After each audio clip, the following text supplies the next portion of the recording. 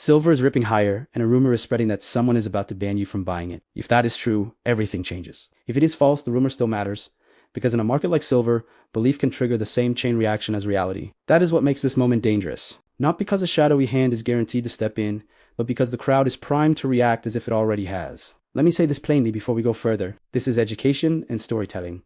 It is not personal financial advice. I cannot know your situation, your risk tolerance, or how you are exposed. What I can do is walk you through what is real, what is not, and what you can measure so you do not get dragged around by fear disguised as certainty. Now take a breath and picture the scene that is playing on countless screens. A dramatic headline. Words like emergency, words like meeting, words like crackdown, words like ban, and a timer in your mind counting down to some invisible deadline. This is how the rumor wins. It does not win by being proven. It wins by creating urgency.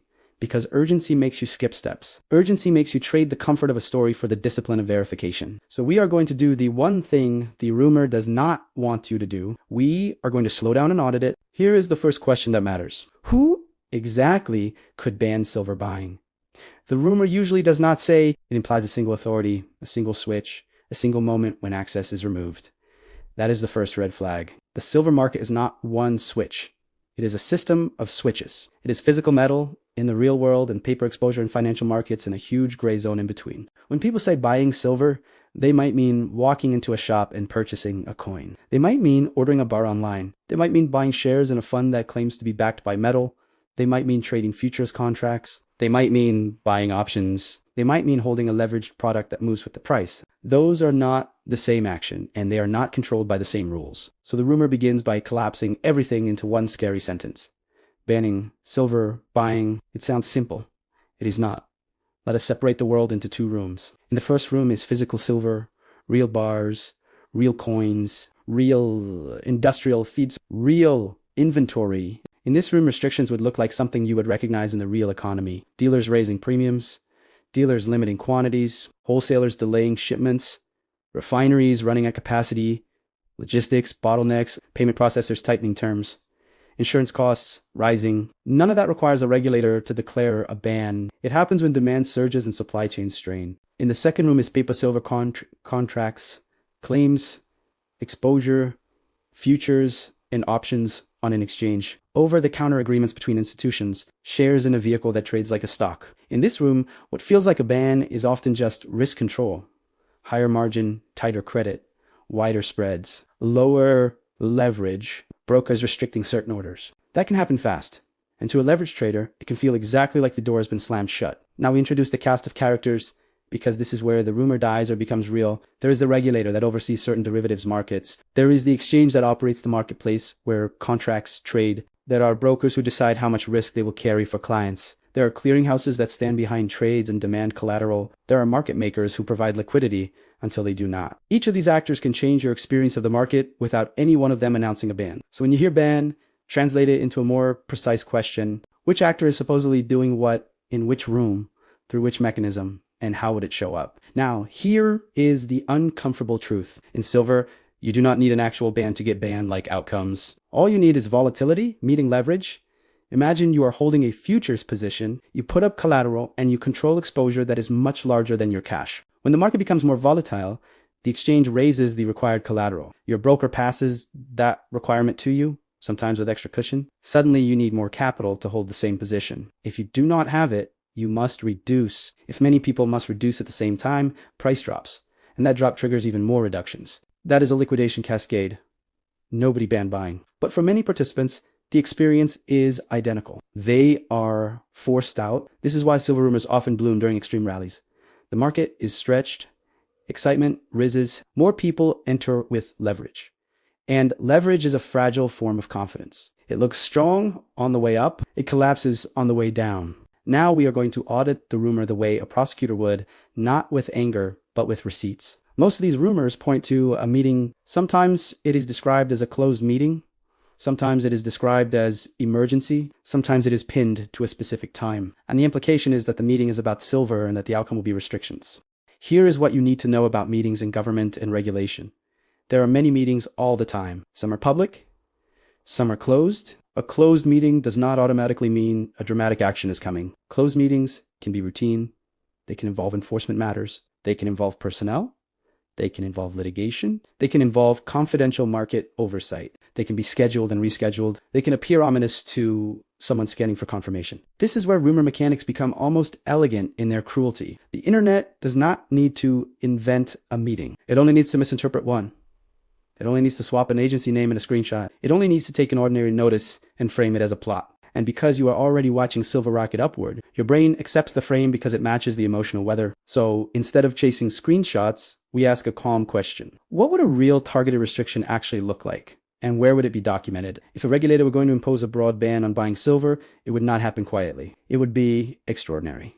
It would raise legal questions. It would trigger headlines in mainstream financial media. It would likely involve formal statements, rulemaking, emergency orders, and immediate market guidance. It would also be difficult to implement in the physical room because physical silver is a global commodity traded across jurisdictions through countless private actors. But if the concern is not a literal ban, if the concern is the market becoming harder to participate in, then the likely mechanism is far more mundane and far more common. Margin changes, risk limits, credit tightening, and this is where we shift from rumor to the part you can actually use. Because the real question is not, will a mythical ban happen? The real question is what happens to your exposure when the market enters a risk control phase. In other words, what happens when the ecosystem decides the ride is getting too wild? Let us talk about the exchange for a moment in plain language. An exchange runs the contract marketplace. It wants liquidity, but it also wants survival. When volatility rises, the exchange and the clearing system protect themselves by demanding more collateral from participants. They call this performance bond or margin. It is not a punishment. It is a seatbelt. The problem is that seatbelts change driver behavior. When the seatbelt suddenly tightens, people stop accelerating. Some people get thrown forward. And in a leveraged market, some people are forced to exit. This is why in a hot silver market, a margin increase can be more powerful than any rumor. The rumor spreads fear. The margin increase creates mechanical selling. Now, consider the broker. Your broker is not a charity. Your broker is a risk manager with a user interface. If the broker thinks the market is too volatile, it can raise house margin. It can limit order types. It can restrict new positions.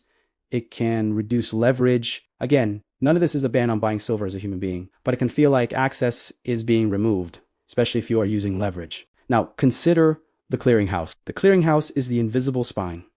It guarantees settlement. It is the reason markets can function at scale without every participant worrying about the creditworthiness of every counterparty. But the clearinghouse only guarantees if collateral is adequate. So it demands collateral. And when it demands more, participants either post it or reduce risk. You are starting to see the pattern. The rumor describes a dramatic switch. The reality is a series of dials being turned tighter in response to volatility. Now let us return to silver itself, because this is where the story becomes cinematic. Silver is not only a price. Silver is a chain of custody across the planet. It is metal in vaults, metal in transit, metal in industrial inventories, metal in retail products, metal in bars that meet certain standards, metal in bars that do not. It is metal in one city that is not easily moved to another without time, cost, and paperwork. When silver rallies, the chain tightens. Everyone who touches silver feels it. The industrial buyer worries about input costs.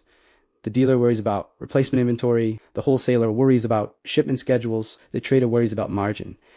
The fund worries about flows. And then in the middle of this, the rumor arrives and says, someone is about to shut the whole thing down. That rumor feels plausible because the market already feels strained.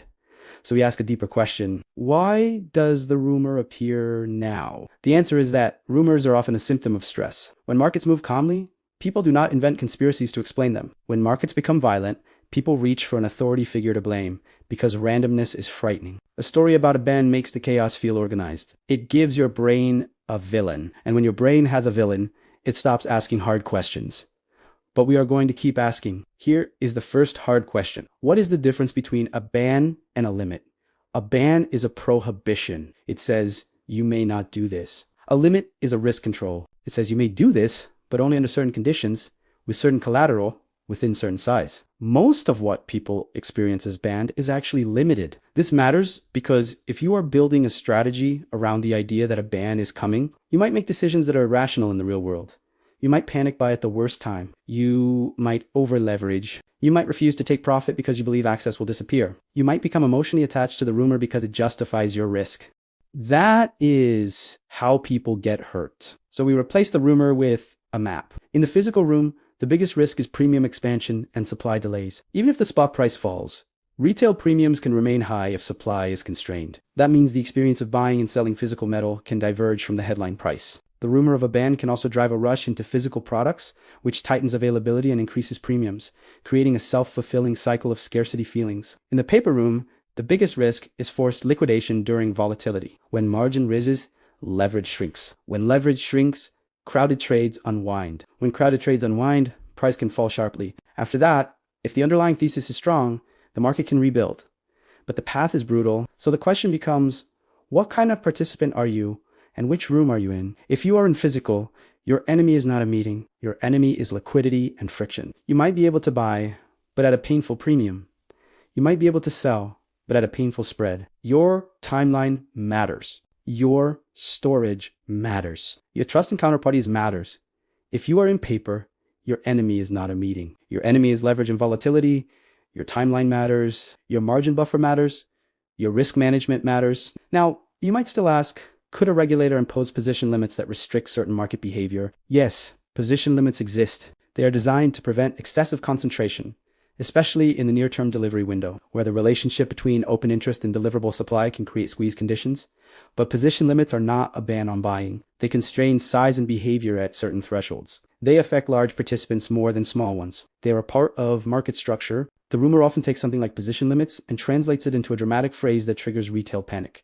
Banning silver buying, it is a distortion. Now we need to address the most emotionally charged version of the rumor. The version that says, you have a short window, a countdown, a last chance. This is the oldest marketing spell in finance. It is not always false, but it is always suspect. Real markets do not hand you cinematic deadlines on a platter. Real markets create deadlines through margin calls, through liquidity shifts, through volatility spikes, through price gaps. The deadline is not a date on a meme. The deadline is the moment your risk becomes unmanageable. So instead of counting down to a meeting, we build a 3-dial dashboard you can watch any day. The first dial is official communication, not screenshots, not hearsay. Official notices, exchange advisories, rule filings, broker bulletins. If you see a real change, it will be written somewhere in plain language, because the system cannot function if participants do not know the rules. The market runs on documentation. The second dial is volatility.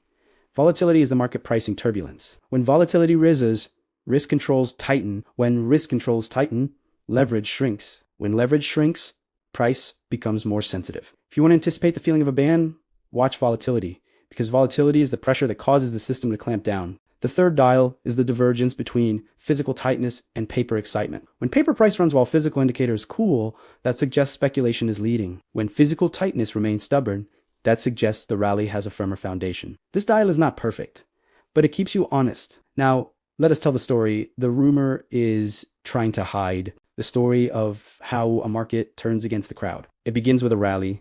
The rally feels justified. Maybe it is. People buy. The price rises. Early buyers feel smart. The narrative spreads. Late buyers arrive. The late buyers are often more emotional because they are fighting regret. They do not want to miss it.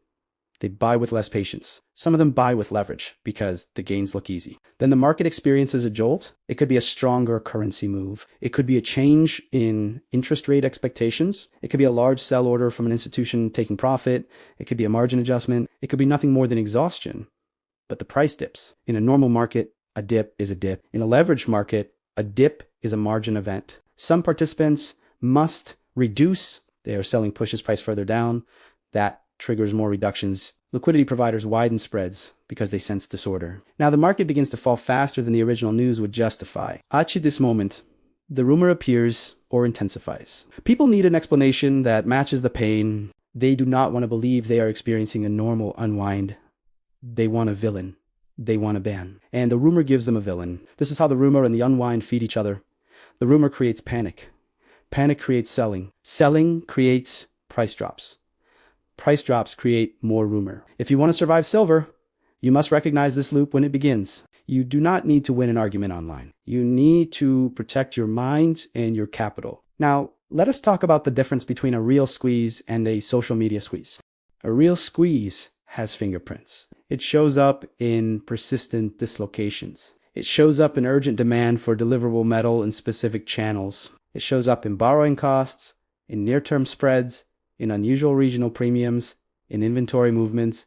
It can last longer than you expect because it is constrained by logistics. A social media squeeze is mostly a story. It can still move price because stories move money, but it is more dependent on flow than on structure. It often burns bright and then fades, leaving people holding exposure they did not plan to hold. The rumor of a ban often emerges when people are trying to convert a social media squeeze into a real squeeze. They want to make the story feel inevitable. They want to force urgency, but markets do not run on inevitability. They run on collateral. So here's a thought experiment. Imagine tomorrow morning you wake up and there is no news, no meeting, no ban, nothing. But volatility is up and the exchange raises margin. Would that change your life if you are leveraged? Yes. Would you feel like buying has become harder? Yes. Would you possibly be forced to sell? Yes. Now imagine the opposite. Imagine there is a meeting notice somewhere that looks scary, but margins do not change. Volatility stays calm, liquidity stays healthy, and physical indicators show no stress. Would that meeting ruin you? Probably not. It might become a headline, but the market would not have mechanical pressure. This is why the dashboard matters. It separates narrative threat from structural threat. Now let us go deeper into the anatomy of a margin event, because this is where the most practical value lives. Margin is collateral. It is the money you must post to hold a position. The exchange sets baseline requirements and brokers can add their own. When volatility rises, the probability of large price swings rises, and the exchange increases margin to protect the system from default. This can happen quickly. It can happen in response to recent volatility, but it can also happen in anticipation of expected volatility. And when it happens, the market can move before you even fully understand why, because participants react instantly. If you are holding a large position with a thin buffer, a margin increase is like the floor rising toward you. You have less room. If you cannot post more collateral, you reduce the position. If thousands of participants reduced at the same time, the market drops. That drop triggers stop losses and further liquidation. That is how a normal risk control becomes a violent price move. Notice what is absent: a ban, a meeting, a conspiracy. The mechanics are enough. Now, could a regulator influence this environment indirectly? Yes. Regulators can pressure for orderly markets. They can scrutinize manipulation. They can set frameworks for limits. They can bring enforcement actions. These are real powers, but they rarely translate into the dramatic phrase band buying. They translate into rules, filings, and cases. So when you see a rumor that uses a simplistic phrase for a complex system, your skepticism should rise. Not because you want to be contrarian, but because simplification is the tool of manipulation. Now, let us address another angle that the rumor often uses: the idea that authorities want to stop silver because silver exposes something about money. This is emotionally compelling. It is also not necessary to explain what you are seeing. Silver is volatile because it is small compared to the amount of financial attention it can attract. And because it sits between monetary demand and industrial demand, it does not need a villain to be dangerous. It is dangerous on its own. That said, it is true that exchanges and brokers do not like disorderly markets. They do not like moves that threaten settlement. They do not like crowds using leverage in a thin market. Their response is risk management, and risk management can feel like suppression if you are on the wrong side of it. So if your goal is to stay rational, replace the word suppression with the word collateral. Replace the word bandwidth, the word margin. Replace the word crackdown with the word volatility. This translation will keep you sane. Now we bring the story back to the viewer, because this is not a courtroom. It is your life. If you are watching this because you hold silver and you fear you will not be able to buy more later, ask yourself why you feel that urgency. Is it because your thesis is long-term and you are calmly building exposure? Or is it because price is running and you feel regret? Regret is not a signal. Regret is a feeling. Markets feed on it. If you are watching this because you are leveraged and you fear a sudden rule change, ask yourself a more useful question. How much margin buffer do you have if volatility rises? How quickly could you reduce without becoming a forced seller? If you cannot answer those questions, the rumor is not the problem. The leverage is, if you are watching this because you want to buy a physical metal, ask yourself what the real constraints are. Premiums, availability, delivery, CHIMI, counterparty trust, those are not controlled by a meeting. They are controlled by supply chains and demand waves. Now, Let us make the investigation concrete with a simple narrative reconstruction of how these rumors typically start. Someone posts a claim. It includes a specific time. That time makes it feel official. The post includes the name of an agency. That name makes it feel credible. The post includes the word emergency. That word makes it feel urgent. Then the post spreads through communities that already believe authorities will intervene. Every share is not proof. It is reinforcement. Then people start looking for confirmation. They find a meeting notice from some agency. They see the words closed meeting. Their brain treats it as confirmation. They do not check whether it is the same agency. They do not check whether the agenda is related. They do not check whether the meeting is routine. They simply feel relief because the rumor now feels anchored to a real document. At this stage, the rumor becomes harder to kill because it has a receipt, even if the receipt is irrelevant. Then someone adds a claim about the exchange. Someone says margins will be raised. That is plausible because margins do get raised in volatile markets. So even if the meeting claim is wrong, the margin claim can become true, and the rumor survives. This is how misinformation evolves. It mutates toward plausibility. So the correct response is not to argue about a screenshot. The correct response is to monitor the dials. Now, let us build the 3-dial dashboard into a calm mental habit.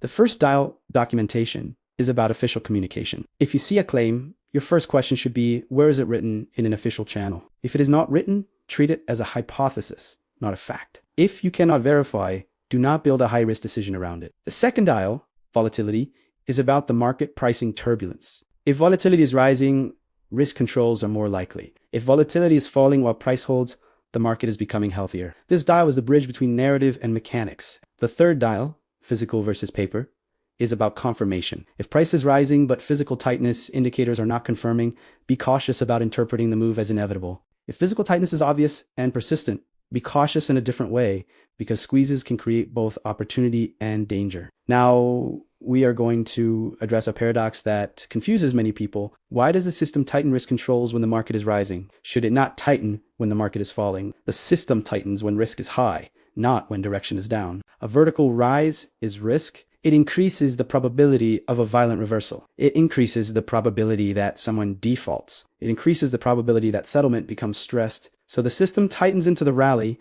not to stop it, but to prevent it from breaking the plumbing. This is another reason the rumor feels believable. People see tightening and assume it is targeted suppression. But in many cases, it is a standard response to elevated risk. Now, let us talk about why silver is uniquely vulnerable to these dynamics.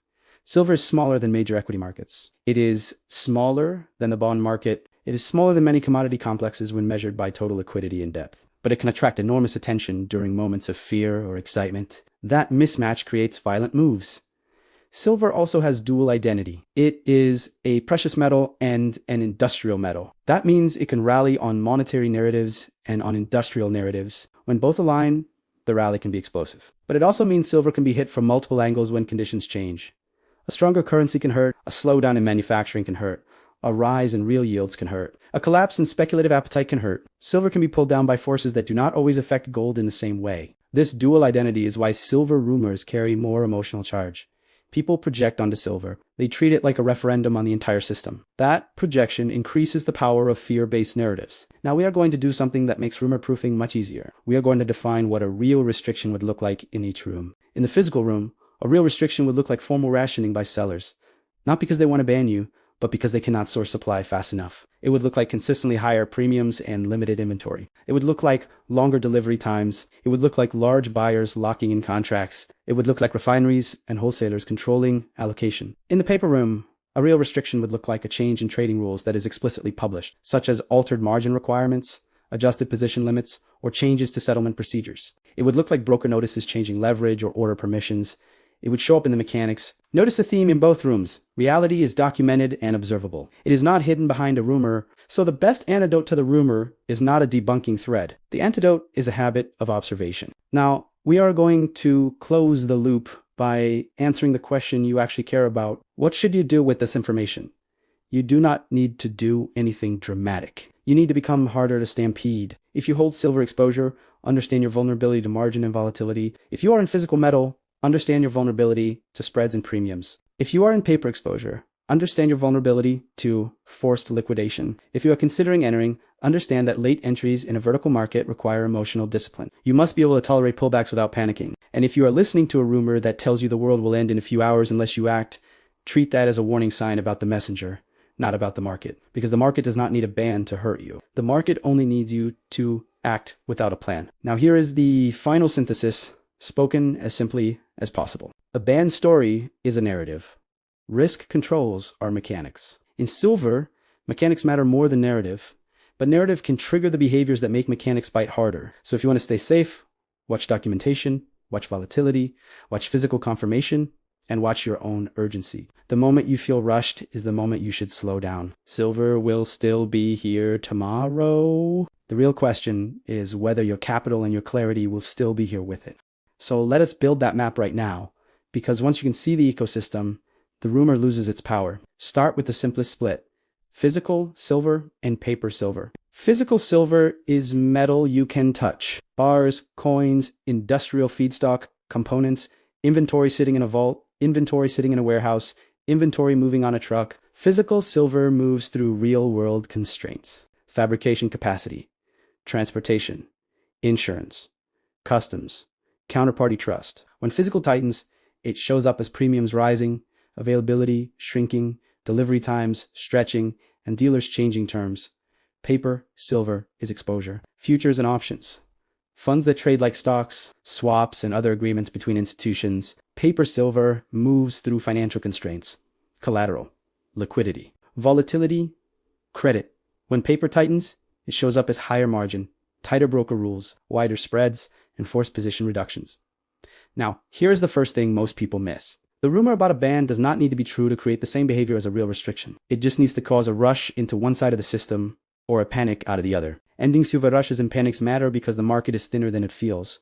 So who can actually stop you? If you are buying physical silver from a dealer, there is no single button a regulator presses to stop every transaction. What stops physical buying is usually not law. It is friction. Dealers sell out, wholesalers ration, refineries get back, premiums jump, payment processors delay, shipping slows. The experience becomes you can buy, but it costs more, and you wait longer, and you get less product choice. If you are buying paper silver, the gate you hit is not a ban. It is your broker and your collateral. The exchange can raise required margin. Your broker can raise it even more. Your broker can reduce leverage. Your broker can restrict certain orders. The clearing system can demand more funds from participants. And when that happens, it can feel like buying is being turned off because the cost of holding positions rises suddenly. Now, let us talk about the most common place where the rumor gets twisted into something that sounds official. Position limits. Position limits are not a retail ban. They are a framework that restricts how large a position can be in certain contract months, especially near delivery, to reduce the risk of excessive concentration in disorderly conditions. That is a very specific tool aimed at certain market behaviors. It does not mean the public cannot buy silver. It means that the biggest players cannot build unlimited exposure in the most sensitive window. The rumor takes a tool like that and compresses it into a scary phrase because scary phrases travel faster than accurate explanations. Now, the second place the rumor gets twisted is margin. Margin is not a moral judgment. It is a risk requirement. When volatility rises, margin rises. That is the simplest truth in the paper world. And the more leveraged the crowd is, the more painful margin changes become. So when people claim the system is banning buying, what they often mean is this: the system is making it more expensive to hold leverage. And for many people, those are the same thing. Now we add the third place the rumor gets twisted. Closed meetings. A closed meeting is not a confession. A closed meeting is an administrative category. Many topics are handled in closed sessions for normal reasons: enforcement matters, litigation, confidential market oversight, internal policies, personnel. The existence of a closed meeting does not tell you the conclusion, and it does not tell you the target. This is where you must be ruthless with your own brain. A date is not evidence. A screenshot is not evidence. A closed meeting is not evidence of a silver ban. It is a meeting. So instead of arguing about the meeting, you focus on what can be measured. And this is where we build your real protection. The signal dashboard. The first signal is official changes in trading conditions, not viral posts. Real published changes that affect the cost of holding positions, like margin adjustments and broker tightening. If the system is going to clamp down, it usually starts by demanding more collateral. The second signal is volatility regime shift. When the market starts moving with larger intraday ranges, when options become more expensive, when liquidity thins, The probability of tightening measures rises. Volatility is the weather that makes risk managers move. The third signal is liquidity withdrawal. Spreads widen. Slippage increases. Market depth fades. The tape starts to feel jumpy. That is the market telling you that the hallway is narrowing. The fourth signal is physical confirmation. Premiums, availability, delivery times, and persistent dislocations between paper price and physical reality. If physical is not confirming, a big move may be mostly narrative and leverage. If physical is confirming and staying tight, the story has more weight. Now let us connect these signals to the two worlds so you understand why people get trapped. In the physical world, the trap is thinking the spot price is the only price. It is not. When demand surges, physical premiums can rise even if spot pulls back. That means someone who panics out of paper exposure might run into the physical market and discover that buying is not banned, but the experience is suddenly expensive and limited. In the paper world, the trap is thinking the story will protect you from volatility. It will not. Even if your long-term thesis is correct, paper exposure can be shaken violently by collateral changes and liquidation cascades. Silver is famous for taking the correct idea and punishing the weak execution. Now, let us run two scenarios, because this is where the viewer finally feels clarity. Scenario 1, the rumor is false, but volatility rises anyway. In that world, the market can still behave as if a ban is happening because risk controls tightened.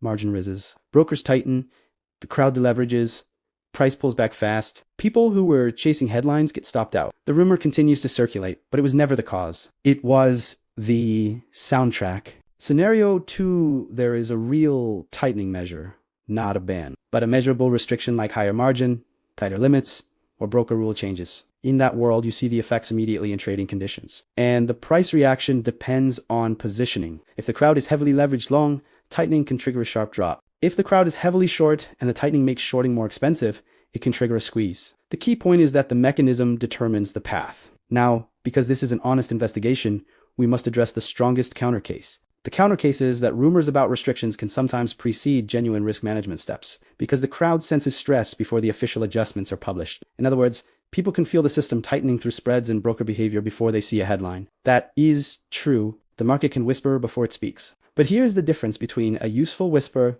and a manipulative rumor. A useful whisper aligns with the measurable signals. A manipulative rumor demands that you act before measurement is possible, because its power depends on urgency. So if you want a simple rule that will save you pain, it is this. If a claim requires you to rush, treat it as a weapon until it proves itself through measurable changes. Now, we bring the whole story into one clean sentence. In silver, the most realistic threat is not a ban. The most realistic threat is an affordability shock. The market becomes too expensive to hold with leverage.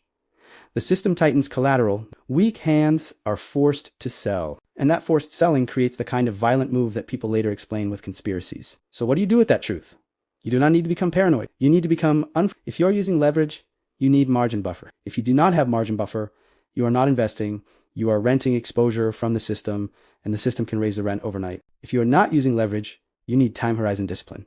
Silver can drop hard even in a bullish environment. If you cannot emotionally tolerate drawdowns, you will sell at the worst time. If you are buying physical, you need to understand liquidity and premiums. Physical metal can protect you from certain financial system risks, but it introduces its own frictions. Bid-ask spreads, storage, insurance, and the reality that selling is not always instant. Now, let us do the final audit of the original claim, the one that triggered this episode. Banning silver buying is a phrase designed to bypass your reasoning brain. It makes you picture a locked door. It makes you picture a last chance. It makes you picture yourself shut out. But the market rarely works like a locked door. It works like a narrowing hallway. The hallway narrows because volatility rises. The hallway narrows because liquidity fades. The hallway narrows because collateral requirements rise. The hallway narrows because the system is managing survival. And in a narrowing hallway, the worst decision you can make is to sprint without knowing where the exit is. So here is the payoff you earned by staying to the end. You now have a way to separate three different realities that get mashed into one rumor. One, genuine legal restriction, which would be extraordinary and hard to miss in physical commerce. 2, exchange and broker risk management, which is common and shows up as collateral tightening in trading condition changes. 3, pure narrative panic, which lives mostly in reposts and screenshots and urgency language, and only becomes real if it triggers crowd behavior. Once you can distinguish those, you stop being manipulated by the internet's emotional weather. You start watching the market's physical and financial pressure points, and that changes how you move. Instead of chasing a countdown, you watch the cost of leverage. Instead of worshiping a rumor, you watch volatility. Instead of reading fear into every closed meeting, you watch spreads and liquidity. Instead of assuming every spike is a squeeze, You look for physical confirmation. Because in the end, silver is not a morality, play it as a market. It is a system of incentives and constraints. The system does not care about your beliefs. It cares about collateral, liquidity, and deliverability. So if you remember nothing else, remember this. The market does not need to ban you from buying. It only needs to make you too fragile to stay unfragile, stay measured, stay ahead of the rumor. And when the next viral claim hits your screen, you will know exactly what to do. Not panic, not argue. Audit the mechanism, watch the signals, and let the market reveal what is real.